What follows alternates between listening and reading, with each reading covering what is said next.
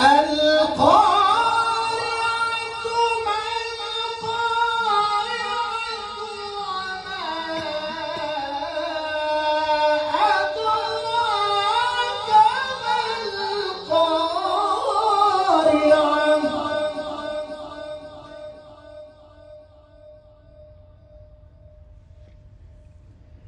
يوم يكون الناس كالفراش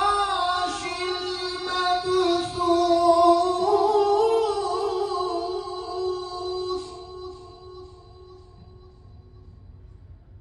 وتكون الجبال كالعهن